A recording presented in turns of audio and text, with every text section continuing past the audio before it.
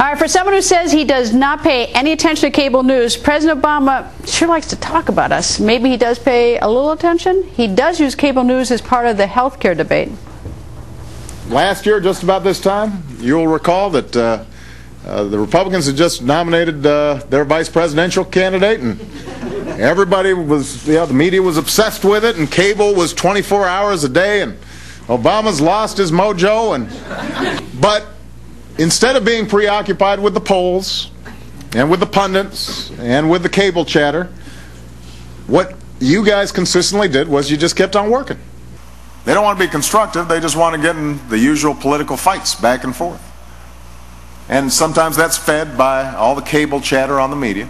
I've got one television station that is entirely devoted to attacking my administration. I mean, you know, that's a pretty... I assume you're talking about Fox. Well, that's a pretty big megaphone. I don't find most of the cable chatter very persuasive. I've used this analogy before. It feels like WWF wrestling. Everybody's got their role to play.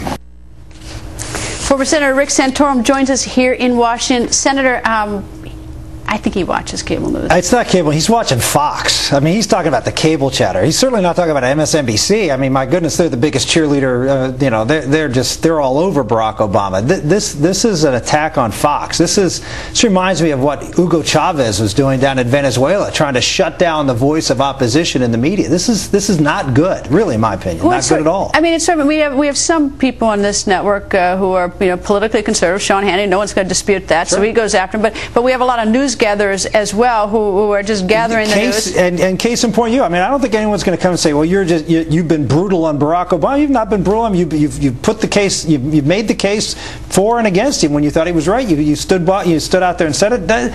He's overreacting. This is a very thin-skinned president. This is a guy who's not used to being criticized, and the fact that some here on Fox are taking him on and some like yourself are just holding him accountable when he's crossing the line in the wrong direction, his reaction, I think, is really unprofessional. So, did he package this bill wrong? I mean, what with this health care bill? I mean, why is he having such a hard time that now we become the bad guys?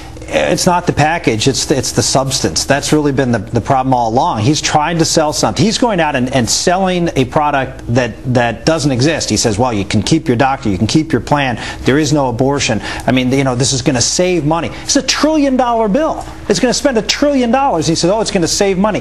And the American public is looking at this thanks to Fox News, thanks to conservative radio, thanks to the internet, which is increasingly powerful, and they're getting the facts, they're looking at the facts and saying, you know, Mr. President, what you're saying doesn't jive with what the folks over in the House and Senate are doing, so it's not going anywhere, and that's why this is such a big trouble right now.